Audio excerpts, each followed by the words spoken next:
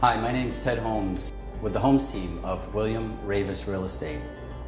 Welcome to 413 Sawmill River Road, located close to Millwood Village and in the Chappaqua School District. What I love about this home is the open and modern layout.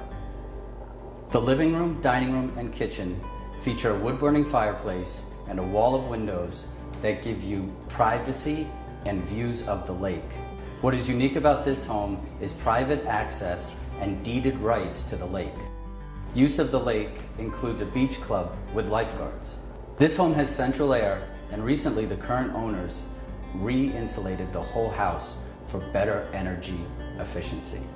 Thank you for taking the time to view this home with me today. For any questions or private showing, please call